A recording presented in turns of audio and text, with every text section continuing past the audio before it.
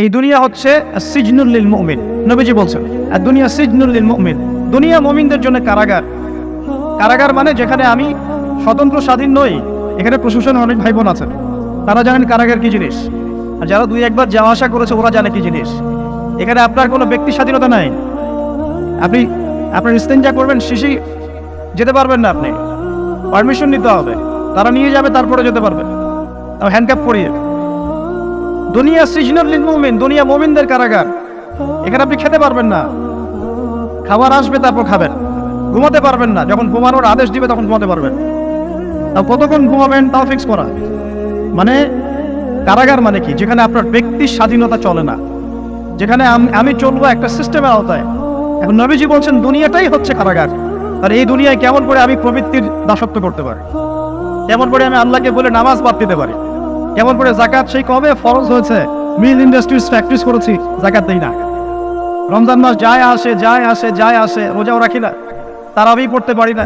কোরআন আমার সামনে মানুষ তেলাওয়াত করে, কোরআন আমার ঘরে পড়ে আছে, শেলফের উপরে ধুলাও আছে, শেলফের উপরে কোরআন ধুলাওয়ালা, ধুলো মাখা। কোরআন পড়ার তৌফিক হয় না, নবীর হাদিসগুলো চর্চা করার তৌফিক হচ্ছে না, ইসলামিক বইপত্র পড়তে পারি না।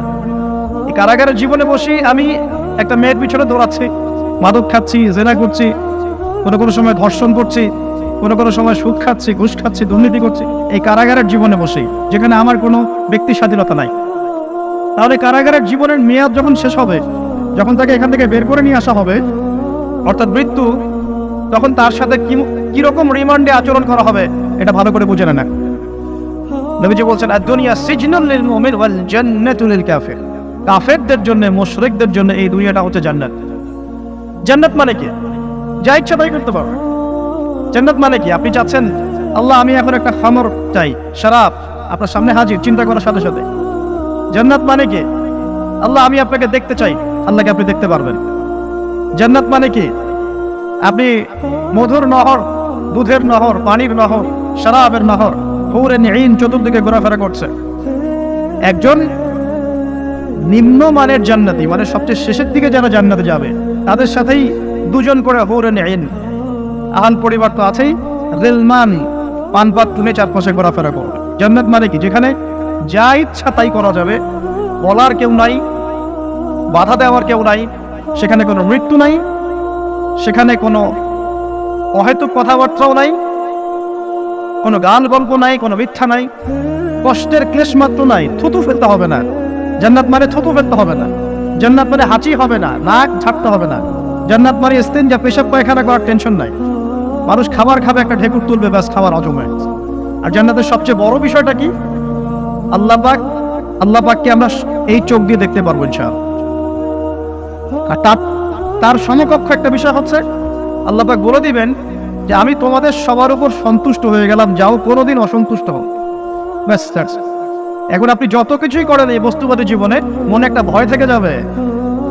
আপনি বিশ্ব নেতা হয়েছেন, বড় শিল্পপতি হয়েছেন, পলিটিশিয়ান হয়েছেন, ইকোনমিস্ট হয়েছেন, মনে একটা ভয় থেকে যাবে যে মরতে আমাকে হবে, আল্লাহ আমাকে ধরবেই, হিসেব আমাকে দেওয়া লাগবেই, কবরে আমাকে একাই যাওয়া লাগবেই, আমাকে কিয়ামতের মাঠে দাঁড়াতে হবে আল্লাহর সামনে। মনে একটা ভয় কাজ করে, যদিও বাইরে মানুষ দেখায় যে কোনো ভয় নাই। মানুষ বাইরে অভিনয় করে, মানুষ সমাজের মানুষের সাথে বাইরে একটা অভিনয় করে। কোনো ক্ষেত্রে আমরা নিজেরাই নিজেদের সাথে অভিনয় করি। কথা সাহিত্যিক হুমায়ুন আহমেদের নাম শুনেছেন? ইন্তেকাল করেছেন। একটা সময় ছিল আমরা স্কুলে পড়তাম, কলেজে পড়তাম, মাঝে মাঝে টুকটাক এ ধরনের কিতাব, বইপত্র পড়া হয়েছে। হিমু, মিসির আলী এসব পড়া হয়েছে। শরৎচন্দ্র, বঙ্কিমচন্দ্র, রবীন্দ্রনাথ, নজরুলের কবিতাগুলো, ইভেন শেক্সপিয়ার, অ্যাডাম স্মিথ সহ, যিনি অর্থনীতির জনক। যাই হোক, তিনি তার বইয়ের মধ্যে লিখেছিলেন যে এই পুরো দুনিয়াটা হচ্ছে অভিনয়ের মঞ্চ। কথা সাহিত্যিক তিনি বলছেন তার মতো করে এই পুরো দুনিয়াটাই অভিনয়ের মঞ্চ, আর আমরা সবাই নিজ নিজ জায়গায় অন্যের সাথে অভিনয় করছি। কোনো ক্ষেত্রে আমরা নিজেরা নিজেদের সাথে অভিনয় করছি।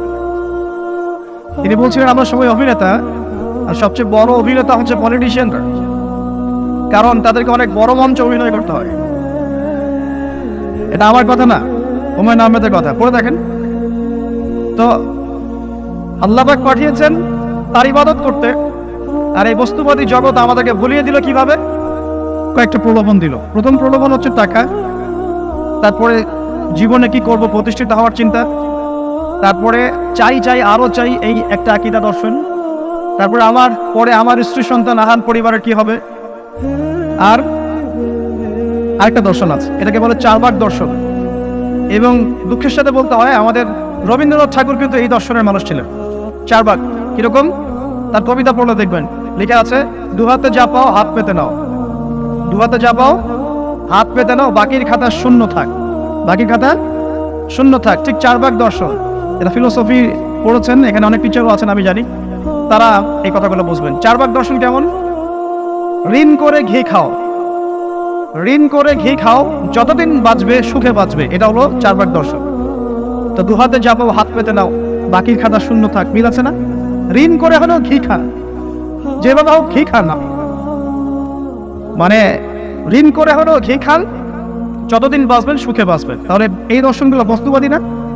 বুঝতে পারছেন কিনা? ম্যাটেরিয়ালিজম, বস্তুবাদিতা, মানে আপনি চোখের সামনে যা দেখছেন এই দুনিয়া, যেভাবে অর্জন করে নেন, বাকির খাতা শূন্য থাক। ইসলামিক কনসেপ্ট এর টোটাল ডিফারেন্ট কনসেপ্ট। ইসলামের ঈমান, আকীদা, ইসলাম, পরকাল, মুহাম্মদ সাল্লাল্লাহু আলাইহি ওয়াসাল্লামের আদর্শ সম্পূর্ণ ডিফারেন্ট। আমরা বলি কি, এই দুনিয়াতে আমরা মুসাফির, দুনিয়াতে আমরা কি মুসাফির, কে কতদিন থাকবো কোনো ঠিক নাই। নবীজি বলছেন, হে আব্দুল্লাহ বিন ওমর, তুমি দুনিয়াতে মুসাফিরের মতো থাকো, সকালবেলা উঠলে সন্ধ্যার অপেক্ষা করো না, সন্ধ্যাবেলা হলে সকালের অপেক্ষা করো। দর্শনের মধ্যে কত পার্থক্য না? আকাশ পাতাল পার্থক্য না? এখন যদি এই বস্তুবাদী দর্শন নিয়ে আপনি চলাফেরা করেন, তাহলে তো আপনার লাইফের অ্যাম্বিশন হবে একটা ফ্ল্যাট, আর ওইটা এনি হাও আপনাকে অ্যাচিভ করতে হবে, legal way or illegal way, আপনাকে অ্যাচিভ করতেই হবে, অ্যাচিভ করতেই হবে, যেহেতু আপনার মোটিভটা হচ্ছে ম্যাটেরিয়ালিজম, বস্তুবাদিতা। আর নবী সাল্লাল্লাহু আলাইহি ওয়াসাল্লাম কি বলছেন? সকালে ঘুম থেকে উঠলে সন্ধ্যার অপেক্ষা করো না, সন্ধ্যাবেলায় থাকলে সকালের অপেক্ষা করো না। তুমি দুনিয়াতে মুসাফিরের মতো থাকো, তোমার যতটুকুতে দুনিয়া চলে যায় এতটুকুতে সন্তুষ্ট থাকো। নবীজি বলছেন, তোমরা হাঁটবে যখন রাস্তায় চলাফেরা করবে, তোমাদের উপরের দিকে দেখবে না যে তোমাদের উপরে কারা আছে, অলওয়েজ দেখবা তোমাদের নিচে কারা আছে, তোমাদের চেয়ে খারাপ কারা আছে। এক ভাইকে আপনি দেখবেন আপনি সুস্থ, তার হাত নাই। আরেক ভাইকে দেখবেন আপনি সুস্থ, তার চোখ নাই। এক ভাইয়ের পা প্যারালাইজড হয়ে গেছে, এক ভাইয়ের বডি প্যারালাইজড, একজন হার্টের রোগী, একজন ডায়াবেটিসের রোগী, আপনি সুস্থ আছেন, অথচ ওই ব্যক্তির অনেক টাকা পয়সা আছে, আপনার নাই। এখানে কে ধনী বলেন দেখি, আপনি না সে? আপনার সুস্থতা আছে। আরেক ভাইয়ের অনেক বড় বড় ফ্ল্যাটস, কিন্তু আপনার এতটুকু নাই, ছোট্ট একটা বাসা। আপনার কষ্ট লাগে, আমারও যদি এমন হতো। ওই বাসায় গিয়ে দেখলেন যে ইন্টারনালি সে ব্যক্তি সুখে নাই, তার পরিবারে অশান্তি, তার পরিবারে হৃদ্যতা ভালোবাসার বন্ধন নাই, আপনার পরিবারে আছে। একটা রিক্সাওয়ালা সারাদিন রিক্সা চালিয়ে 400-500-1000 টাকা আর্ন করে বাসায় চলে গেল, গিয়ে মাশাআল্লাহ আলু ভর্তা, ডিম ভাজা, ডাল দিয়ে ভাত খাচ্ছে, সুখে আছে, দিন বউয়ের সাথে গল্প করছে, চাঁদ দেখছে। আর সেই তো কবে আপনি ওয়াইফ কিনে চাঁদ দেখেছেন ঠিক নাই। আপনি টাকা অর্জন করার নেশায় বছরের পর বছর স্ত্রী থেকে দূরে আছে, দেখারই সৌভাগ্য হয়। আসলে সুখ কাকে বলে? সুখটা কি জিনিস? ঢাকাবাসীকে সুখ বোঝানো দরকার। সুখটা কি জিনিস? যখন আপনি বা আমি নিজেকে বলছি, যখন আমরা আল্লাহকে পাবো, আল্লাহ পাকের ইবাদতের মধ্য দিয়ে, রাসূলের সুন্নতের মধ্য দিয়ে অল্পে তুষ্ট থাকতে পারবো, যা আছে এতে শুকরিয়া আদায় করবো, আপনার তো সুখী মানুষ দুনিয়াতে কেউ নাই, কেউ নাই দুনিয়াতে। কিন্তু বস্তুবাদিতা আপনাকে এই আকীদা আদর্শ থেকে সম্পূর্ণ ডিমোটিভেট করে দেবে। আপনাকে খালি চাই আরো চাই, ওই যে দু হাতে যাবো হাত পেতে নাও, বাকির খাতা শূন্য থাক। আর আমাদের দর্শন, দু হাতে যাবো হাত পেতে নাও না, বরং দুনিয়াতে যতটুকু পাও এতটুকুতে সন্তুষ্ট থাকো, বাকির খাতা শূন্য থাক না, বাকির খাতা পূর্ণ হোক। মানে পরকালটা বাকির খাতা না, পরকালের বাকির খাতাটা পূর্ণ হোক। প্রয়োজনে দুনিয়ার সব চলে যায় যাক, প্রয়োজনে দুনিয়ার সব যদি চলেও যায় যাক, তারপরে বাকির খাতা কি হোক? পূর্ণ হোক। এটাই আল্লাহ রাব্বুল আলামিন সূরা আ'লার মধ্যে বলছেন, বাল তু'থিরুনাল হায়াতাদ দুনিয়া, তোমরা এই দুনিয়ার জীবনটাকেই প্রাধান্য দিয়ে থাকো, ওয়াল আখিরাতু খায়রুন ওয়া আবকা, কিন্তু আখিরাত হচ্ছে সবচেয়ে উত্তম এবং চিরস্থায়ী। তো প্রিয় ভাই এবং বোনেরা যারা আলোচনা শুনছেন, আজকে আমাদের প্রথম সবক হওয়া উচিত দুনিয়ার নেশায় আমরা না পড়ি। আল্লাহ পাক আমাদেরকে তৌফিক দান। এর মানে এই না আমরা দুনিয়ার প্রোগ্রেসে যাব না, অবশ্যই যাব, আমরা অবশ্যই যাব, পুরো ন্যাশন জাতিগতভাবেই আমাদেরকে এই ওয়ার্ল্ডের সমকক্ষ তো হতে হবে কি না? আমরা কি ওয়ার্ল্ডের সমকক্ষ হতে পেরেছি? আপনাদের কি মনে হয় যে মিলস, ইন্ডাস্ট্রিজ, ফ্যাক্টরিজ, সেতু, ফ্লাইওভার এইগুলো করলেই মনে হয় যে ওয়ার্ল্ডের সমকক্ষ হওয়া যায়? প্রত্যেক জনগণ ভিতর থেকে সুখী কিনা, তাদের অন্ন, বস্ত্র, চিকিৎসা, শিক্ষা, বাসস্থান, এই যে মৌলিক চাহিদা, বেকারত্ব ঘোচানো, 3 বেলা খেয়ে পরে বাঁচা, জীবনের অধিকার, সিকিউরিটি, এই জিনিসগুলো আমাদের নিশ্চিত হচ্ছে কিনা, এটা হচ্ছে আপনার উন্নতির মানদণ্ড। উন্নতির মানদণ্ড কি? আমরা এখন যেখানে আছি না, 1776 সালে অ্যাডাম স্মিথ তার চেয়ে আগের জায়গায় ছিল। 1776 সালে অ্যাডাম স্মিথ একটা বই লিখেছেন, তার নাম হচ্ছে যে দ্য ওয়েলথ অফ নেশন, এই কিভাবে একটা রাষ্ট্রের ওয়েলথ ফাংশন করে। ওই 1776 সালে তিনি যে চিন্তাগুলো করেছেন, এখন পর্যন্ত আমরা সেই চিন্তা বাস্তবায়ন করতে পারি নাই। 1776 সালের চিন্তা, কিন্তু ওই চিন্তা বাস্তবায়ন করেছে পশ্চিমারা। পশ্চিমা সভ্যতা যেটা আপনি দেখছেন দাঁড়িয়ে আছে, এই একটা বইয়ের উপর দাঁড়িয়ে আছে। যেমন একটা এক্সাম্পল দেই, আলোচনা আর কঠিন হয়ে যাবে, অন্যদিকে যাব। আমরা মনে করি যে অর্থনীতি আমরা নিয়ন্ত্রণ করব, ঠিক আছে, অর্থনীতির পুরো বিষয়গুলো আমরা নিয়ন্ত্রণ করে আমরা সমৃদ্ধি নিয়ে আসবো। আসলে বিষয়টা কি জানেন? অর্থনীতির নিজের একটা ফ্লো আছে, ও নিজেই নিজেকে নিয়ন্ত্রণ করে, এবং তার উপর একটা ইনভিজিবল হ্যান্ড থাকে, অদৃশ্য হাত, যেটা আমরা বলি আল্লাহ রাব্বুল আলামিন। আল্লাহ রাব্বুল আলামিন এই পুরো অর্থনীতিকে নিয়ন্ত্রণ করে। আমরা যখন সেটাকে ইন্টারফেয়ার করতে যাব, তখন ইকোনমি কলাপস করে যাবে। এই যে করছে কলাপস। আরো ব্যাপার আছে, শুধু ব্যবসা, অর্থনীতি, এক্সপোর্ট ইম্পোর্ট, এগুলোকে তিনি জাতির মানদণ্ড বলতেন না। তিনি বলতেন যতক্ষণ পর্যন্ত জাতির প্রত্যেক ব্যক্তির মধ্যে এথিক্স না আসবে, নীতি যতক্ষণ পর্যন্ত না আসবে, আপনি করাপশন থামাতে পারবেন না। তাই হয়েছে না? শুধু ব্যবসা না, আদর্শ কতটুকু আছে? এই যে আপনি দেখছেন বিভিন্ন জায়গায় ভেজাল খাবার খাওয়াচ্ছে, ওদের কি টাকার অভাব আছে? ওদের টাকার কিন্তু অভাব নাই। নেম ফ্রেমের কোনো ঘাটতি আছে? এস্টাবলিশড বিজনেস, তাহলে কেন আপনাকে ভেজাল খাওয়াবে? কারণ তার মধ্যে এথিক্স নাই, নীতি নাই। এই জন্য জাতির প্রত্যেক সদস্যকে, মানে প্রত্যেক জনগণের প্রত্যেককেই আগে নীতিগত শিক্ষা দেওয়া উচিত। আর এই কাজটাই করে ইসলাম। বলে সুবহানাল্লাহ। এই এথিক্স এবং নীতি শেখায় কে? ইসলাম। ইসলামের যে সার্বজনীন হবে এবং যুগোপযোগী ভাবে কেউ এথিক্স শেখাতে পারবে না। কাগজে কলমে অনেকে অনেক কথা বলতে পারে, প্র্যাকটিক্যালি শেখাবে কে? ইসলাম। এখন বলতে পারেন তাহলে মুসলিমদের মধ্যে দুর্নীতি কেন, মুসলিমদের মধ্যে কেন এই সমস্যাগুলো হয়? উত্তর একটাই, ওই যে স্যার বলে গেলেন, আমি বিভিন্ন ওয়াজে যে এক এক জায়গায় এক এক কথা বলে।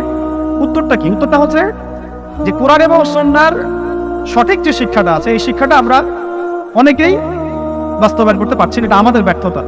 এটা কাদের ব্যর্থতা? এটা আমাদের ব্যর্থতা। এখানে আমাদের ব্যক্তির স্বার্থ থাকতে পারে, এখানে আমার জ্ঞানের স্বল্পতা থাকতে পারে, আমার ভিতরে অহংকার থাকতে পারে, বা আমি অল্প শিক্ষিত হতে পারি, এবং এমন হতে পারে আমার জ্ঞানটা যুগোপযোগী না। ইসলামিক জ্ঞান আমার মধ্যে আছে, কিন্তু কিভাবে এই জ্ঞান দিয়ে ওয়ার্ল্ডকে ডিল করবো, এই জ্ঞানটা আমার মধ্যে নাই। এই কারণে আমরা হয়তোবা ইসলাম, কোরআন সুন্নাহ হাতে থাকার পরেও এই সমস্যাগুলো ফেস করছি। প্রথম সমস্যা হচ্ছে বস্তুবাদিতা। আল্লাহ পাক আমাদের সবাইকে, যারা আলোচনা শুনছি, দুনিয়ার প্রেমিক হওয়া থেকে বাঁচাক করি আমি। দুনিয়ার প্রেমিক না, প্রেমিক হবো কার? আল্লাহ আখিরাতের। কতটুকু দাম আছে দুনিয়ার?